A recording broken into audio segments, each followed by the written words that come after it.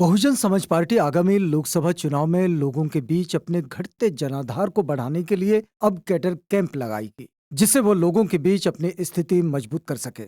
Bahujan Samaj party का यह cadre mission उसके संस्थापक मान्यवर कांशीराम जी के कैडर कैंप के तर्ज पर आधारित होगा। आपको बता दें कि बहुजन समाज पार्टी के इस कैडर कैंप में पार्टी प्रदेश के गांव में जाएगी और वहां लोगों को अपने साथ जोड़ने का काम करेगी।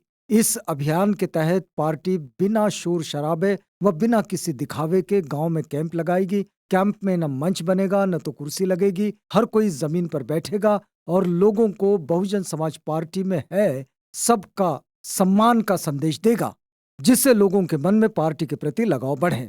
राज्य में 4 बार सरकार बनाने वाली बहुजन समाज पार्टी पिछले 11 साल से राज्य की सत्ता से बाहर होने के साथ ही धीरे धीरे अपना जनाधार भी खोती जा रही है। 2007 के उत्तर प्रदेश विधानसभा चुनाव में 206 सीटों के साथ पूर्ण बहुमत से सरकार बनाने वाली बहुजन समाज पार्टी 2012 में 80 सीटों पर सिमट गई। सबसे ज्यादा नुकसान पार्टी का 2014 के लोकसभा चुनाव में हुआ था, जब पार्टी मोदी लहर में 80 में से 80 लोकसभा सीटें हार गई। उस चुनाव में बहुजन समाज पार्टी का खाता तक नहीं खुला था, जिसके बाद 2017 में राज्य की सत्ता में वापसी की उम्मीद लगाई। बीएसपी को जोरदार झटका लगा जब पार्टी 403 विधायकों वाली उत्तर प्रदेश विधानसभा में महज 19 सीटों पर ही जीत दर्ज कर पाई थी।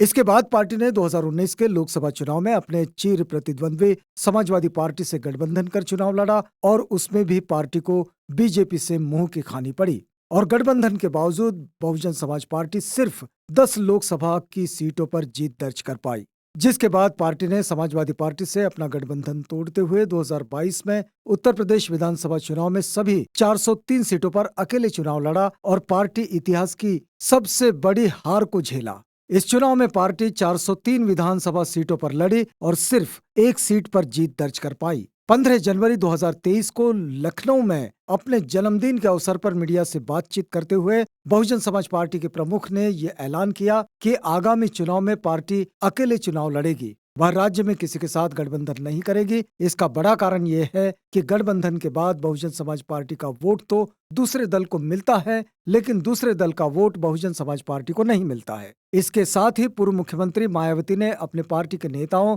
और कार्यकर्ताओं को आगामी चुनाव में अभी से तैयारियों में जुट जाने के लिए कहा है।